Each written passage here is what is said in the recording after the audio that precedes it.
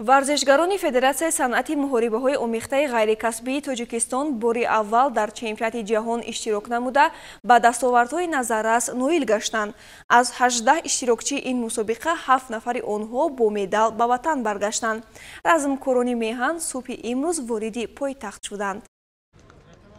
худ чанд сол мешавад ки санъати муҳорибаҳои омехтаи ғайрикасбӣ дар Тоҷикистон ҳамчун варзиш ба расмият шинохта шудааст. баъди ба даст овардани ин мақом Федератсияи муҳорибаҳои омехтаи кишвар бори аввал варзишгаронашро ба чемпионати ҷаҳон равона намуд. қаҳрамони ҷаҳон дар шаҳри Абу-Даби кишвари Аморот аз 24 то 29 январ баргузор гардид ки дар он 18 нафар варзишгарони тоҷик ҷилои ҳунар намуданд. размкорони меҳан дар ин мусобиқа бо дасти пур баргаштанд. аз 18 нафари иштирокчӣ 7 нафари онҳо сазовори мақомҳои фахрӣ гардиданд. парчамбардорони меҳанро дар фурудгоҳи байналмилалии шаҳри Душанбе масъулини Федератсияи муҳорибаҳои омехта ва хешону пайвандони варзишгарон дар ҳавои сарди зимистон хеле гарму ҷӯшон пешвоз гирифтанд. ҳамин гуна Асадбек Манонов дар категорияи вазни изофа 120 кг дар марҳилаи ниҳоӣ варзишгари украинӣ Никита Сибулияро бо нокаути техникӣ сарафканда намуда қаҳрамони ҷаҳон гашт.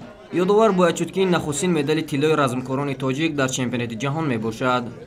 се нафар варзишгарони шуҷои дигари меҳан Беҳрӯз Хуршедзода, Ҷовидон Маҳмудов ва Қосим Сардоров ба гирифтани мақоми дуюм даст ёфтанд. медалҳои биринҷиро бошад Ёқубҷон Сафаров, Муҳаммад Салоҳиддинов ва Бахтиёр Ҳусайнов ба даст оварданд. қайд бояд кард ки варзишгарони мо метавонистанд дар ин мусобиқа ба дастовардҳои баландтари дигар даст ёбанд, вале қазовати доварони рафти рақобатҳо ба гуфтаи мутахассисони ҳамин соҳа хеле нигаронкунанда буд. мегӯянд ки дар рафти рақобати се размкори тоҷик доварон касбияти худро зери суол бурданд, вале ба ҳама ин нигоҳ накарда размкорони тоҷик тавонистанд дар аввалин иштирокашон дар чемпионати ҷаҳон ба ин дастовардҳои назаррас ноил гарданд. дар байни 80 давлат чӣ қадар мактабҳои пешрафта ҳастанд, кишварҳои тараққикарда ном бурда мешаванд, онҳо чандин зинаҳо аз мо поён ҳастанд.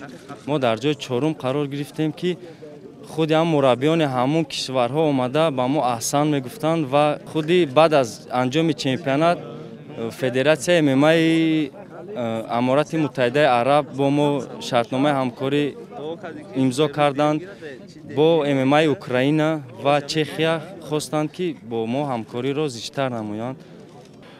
варзишгарони мо хеле хуб баромад карданд. дар ҳамаи вазнҳо бисёри варзишгаро дар рақобати якчорфиналӣ як хело мағлуб шуданд ки як қадами дигар монда буд ки боз медал гиранд. ҳамаи бачаҳо нағз баромад карданд, баромади олӣ нишон доданд ва дар байни дигар давлатҳо як мақоми болоро сазовор шуданд. ҳамо давлатҳо эътироф карданд оро.